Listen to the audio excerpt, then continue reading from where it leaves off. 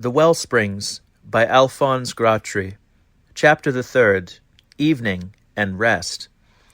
I have not yet ended what I wish to say about these morning hours which, as their secondary fruit, ought to procure for you the gift of writing, which open up the wellsprings of the soul and of original thought, which set our reason more actively at work than years of reading could ever do, which set in motion all our powers, and which clarify the mind and even the body.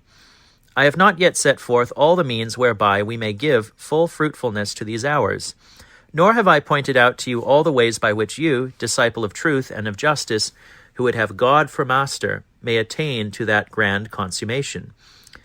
You will have already understood that this work of writing is in great measure a prayer. I shall indeed have somewhat to say to you presently about prayer properly so called, which is the great means of giving to these hours and to our whole life their full fruitfulness. But first, here is a means that I recommend to you, and that will increase your time twofold. Do you want to double your time?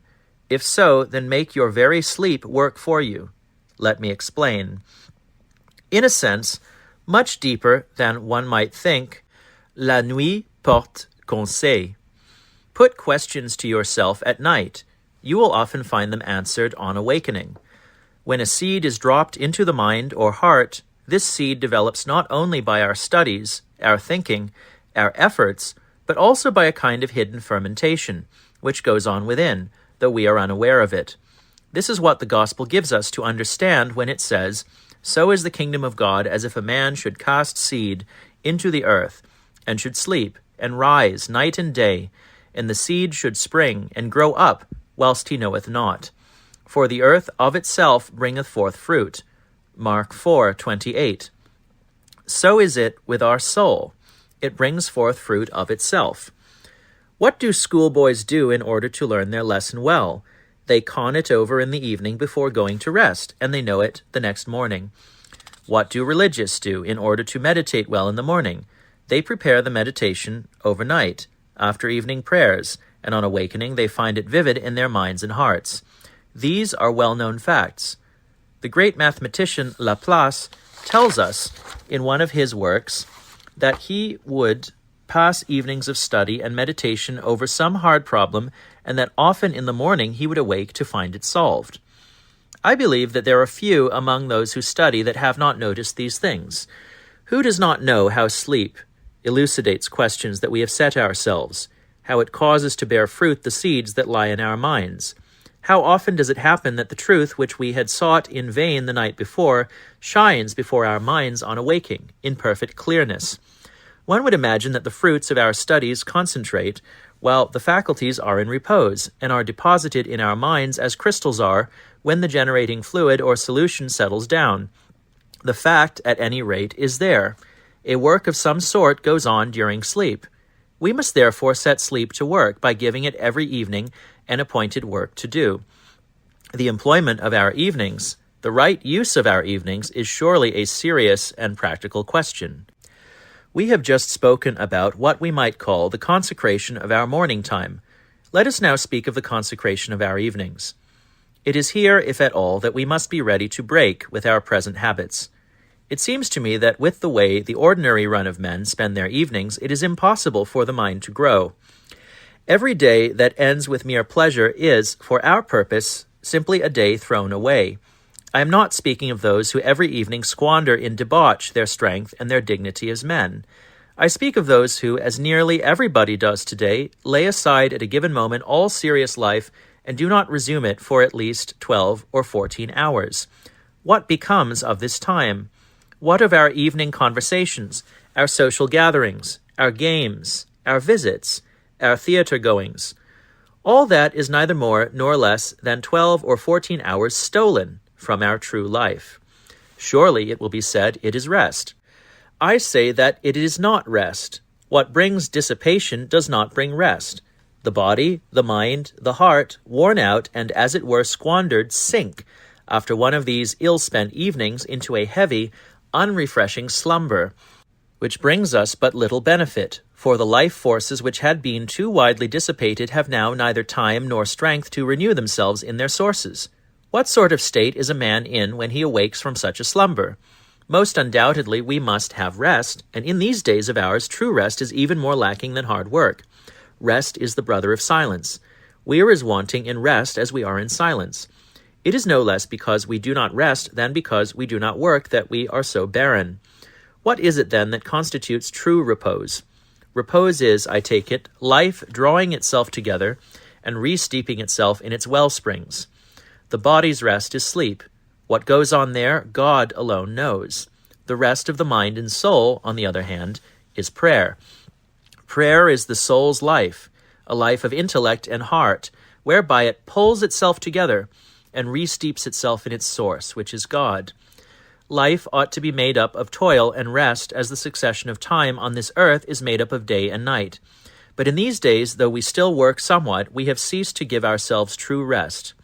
After the bustle and stir of work comes the excitement of pleasure, and upon both of these there follows weariness and collapse. Where for us is the evening's rest, the Sunday's rest, the quiet peacefulness of holidays, and those still longer periods of repose which once were ordained by the law of Moses. Rest, moral and intellectual, is a time of intercourse with God and with our fellows, and of joy in such an intercourse. Now it is obvious that our evening amusements and customs have become, so far as real rest is concerned, but the merest make-believe. I am aware that there is one means of real rest in our manner of spending our evenings, whose use, or rather abuse, we have preserved, and that is music. Nothing conduces us to true repose so powerfully as music, so only it be genuine music. Musical rhythm gives regularity to our vital activity. It does for the mind and heart, perhaps even for the bodily powers, what sleep does for the body. Sleep restores to its fullness and calm that rhythm which governs the beating of the heart, the circulation of the blood, the heaving of the breast.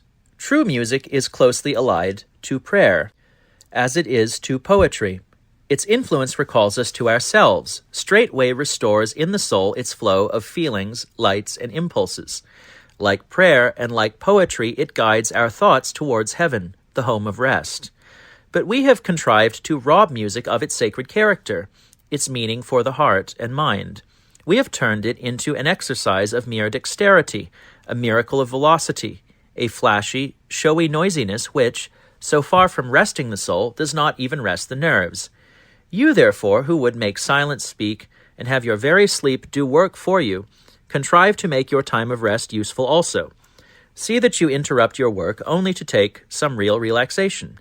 Consecrate your evening time. Get at the reality behind the idle make-believe that our customs and habits have preserved. Your evening's rest should be an intercourse of mind and soul, an effort in common towards truth in some form or another. For instance, by the study, not too laborious of course, of some branch of science. It should be an effort towards the beautiful by means of the arts, an effort towards the love of God and man by prayer.